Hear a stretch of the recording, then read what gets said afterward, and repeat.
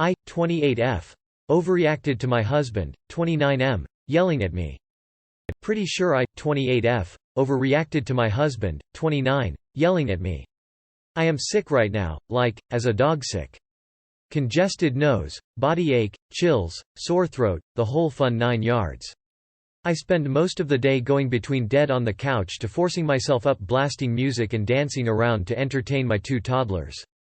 My husband did give me an hour or so break today and I really appreciate that and needed it. We ended up swimming for a few hours and now everyone is settled in bed. We live in a 2-story house and, admittedly, I'm beat. I am weak, nauseous, and just plain don't feel good. I still made dinner, still served and fed everyone, and when I went upstairs I knew I wasn't going to want to have to go downstairs during the night, so I asked my husband if he could get me water in a specific water bottle. It's huge and has a lid so I can drink it laying down. The water bottle was under our bed empty. I have an overflow of cups, an addiction really, and I just didn't feel good and could he pretty please do this for me. He handed me a cup of sweet tea that had been sitting in his bedside window since yesterday and told me to just drink that. I said I just really wanted water, so he said yeah, just go dump it out and put water in. So without wanting to fight, I got up and put it down, then got down to go teach under the bed for the water bottle. He instantly got mad and yelled at me to just get the hell up, and that he doesn't know why you insist on making your life and everything you do so fucking complicated and with so many extra steps. I told him it was fine, I was already down there and I'll just get it, but he again yelled at me to get up. So I did, tears already in my eyes. He pulled it out and threw it on our bed saying, "Fucking Christ, you always make everything so fucking complicated." So I didn't say anything else. I went and laid downstairs in the guest room and I was crying and I guess he heard me cause he texted me and said there was no reason to overreact and cry, and I told him there was no reason to be so mean about a water bottle. I was already content to grab myself. He hasn't asked if I'm coming to bed, and I don't want to be around him when he's like this and I'm sick. But also I'm sick, so maybe I just apologize because I might be overly emotional from being sick and tired. Too long did not read. My husband yelled at me for wanting him to get me water and for asking for a specific water bottle, the only one with a lid we have, and it made me cry and go to our guest room and he says I'm overreacting. Do I just apologize for overreacting and let it go? He went from 0 to 100 yelling and it hurt my feelings, plus I already was going to do it myself when it became obvious he didn't want to. He stopped me from doing it to yell at me. You're sick and from the sound of it your husband is off work for the weekend. You've got 2 toddlers, and the only thing your husband did for you was kind of watch the kids for a single hour? And he yelled at you? And acted like any problem you have is your own fault. Perhaps so you don't really realize that his completely unacceptable failure to actually be any kind of partner for you is the true problem? You are underreacting, and I'll bet he's tried very hard to get you to think that way. It's not you that's the problem. What does this man offer to you? Extra chores, I'm sure. Emotional damage. A jab to your self-esteem and sense of safety. And maybe a very occasional moment of his almost actually acting like a parent? So long as he wants to? Does he usually treat you this way? If so, this is not a healthy relationship. He was incredibly mean to you. If my partner was sick, I would want to help them and get them water, not berate them. You did not overreact. He's a bastard. You didn't overreact. Who acts the way he does? Stop putting up with him and apologizing to him for him being a bastard. He sounds like a real a-hole. You said you was sick as a dog sick, but yet you got up, you cooked and cleaned, you went swimming. If you were so sick, what are you doing all that for? Why were you not in the bed under the covers drinking tea with honey and lemon in it? Wife, 33F, complains that all I, 39M, ever want are quickies. Whose definition is correct? My wife and I love each other deeply, have a very good relationship and have what I would describe as a decent sex life. I think it's often standard that one wants it more often than the other, and we're no different with me wanting it more often than she does. Her biggest complaint is that all I ever want are quickies, and that she wants more than that. Our quickies, as she described, then involve me caressing her, kissing her all over for several minutes, teasing her a bit, then working my way down to me performing oral on her until she tells me to stop, usually 5–10 minutes, and begin with penetrative sex. I like to change positions at least once, mostly to give me a break to last longer, and also to switch up between positions she likes, and positions I like. The whole event lasts on average, I'd say around 15 minutes. Sometimes it'll go longer until she tells me to hurry up and finish, other times a little less. I've always been under the impression that this was what standard sex was, and that quickies were shorter with no foreplay.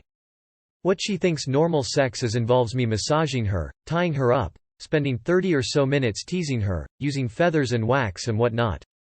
Eventually working towards oral sex, or toy play, and then penetrative sex. I'm fully on board for the latter, and do it when we have time, and on special occasions.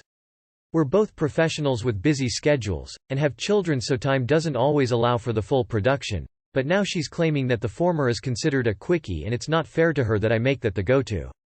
We clearly have different definitions of a quickie, as I would define a quickie as being just jumping straight to penetrative sex, and trying to bang one out in a few minutes. I am just curious what others think about what we each consider normal, and where we can make improvements. You're arguing over the definition of a quickie and your wife is trying to tell you she's not as satisfied with your sex life as you are and what she wants to be satisfied. One is more important to focus on than the other. Info. Does your wife actually finish? Because her annoyance implies no. And if that is indeed the case, it becomes a question of sex she enjoys being rare and sex you enjoy being frequent. Who gives a damn what it's called?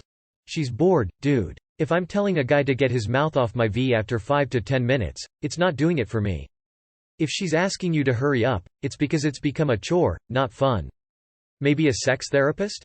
Your routine is the same standard boring routine that teens do back when they're figuring it out, and 15 minutes combined is definitely a quickie. Look, it can take much longer than that for a woman to even be physically ready for penetration, and you're jumping in there after a few minutes of mediocre foreplay.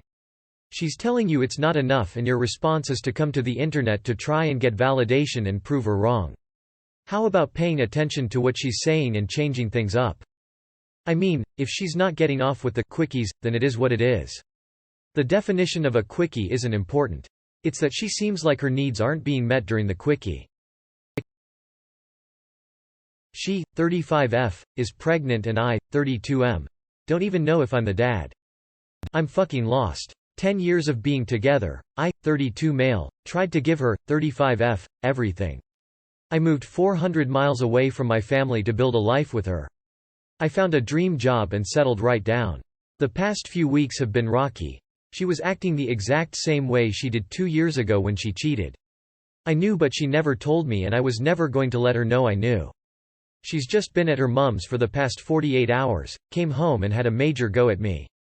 For no reason, I couldn't comprehend what the issue was. After telling her to go to bed so I could sleep on the couch, she had a major go at me for waking her up. So I went to bed. 30 Malines later she walks in the room, tells me she did cheat on me and now she is pregnant and she doesn't know who the father is? I'm in complete shock. I'm numb. My whole world has fallen around me. She was my life. Now I feel as I need to be Forrest Gump and just run.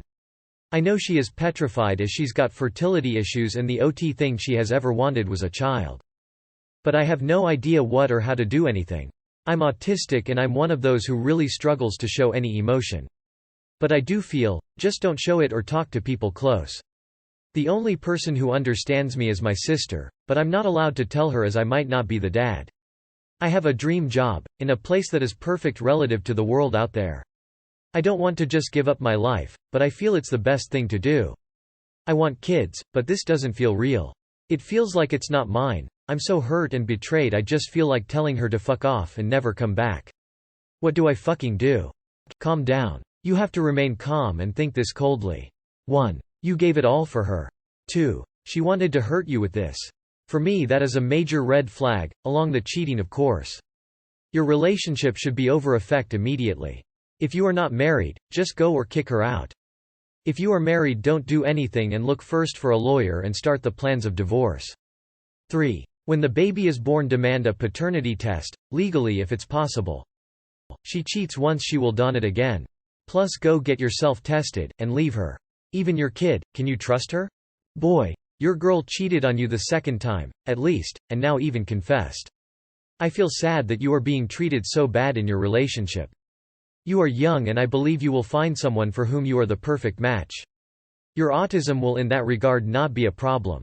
Believe me, run as fast you can, but do not necessarily relocate too far, because if it is yours, it may or may not, then it will be easier to arrange the co-parenting things. And after having made the decision, do not stretch it too far. She will cheat you again. Do yourself a favor. Take care of yourself mentally and physically.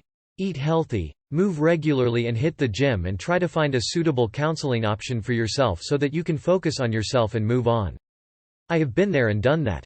Run man running. Paternity test. Is what my 23F girlfriend did to me, 22M, at the gym acceptable? Today my girlfriend and I were arguing. My girlfriend is a wonderful person, however, she is very dependent on me for her well-being and it can be very draining. We have been dating for about a year and a half. After a lot of arguing in the past, I eventually worked out a schedule where we hung out 4 days a week and didn't see each other for 3 days. This was because we were seeing each other almost every day. Today was a day we agreed we wouldn't see each other. She kept saying things like, "How I wish you were here today," and, "Are you coming over to hug me?" I would tell her, "No, I am sorry. We aren't hanging out today, I'll see you tomorrow." Eventually this devolved into, "I need proof you love me." After she blew up my phone for a while, I just couldn't take it and blocked her because I was going to the gym and just wanted to focus on lifting. After I walked out, she was waiting in the parking lot with her car parked next to mine wanting an apology. I said that we need to take a break and would talk to her again on Friday. I feel like I was maybe a little mean, but I also feel like this was a step way too far and that she doesn't respect me or my boundaries. Break up with her. You know, if you get married, it will be more than 4 times a week together, correct? I think you did the right thing.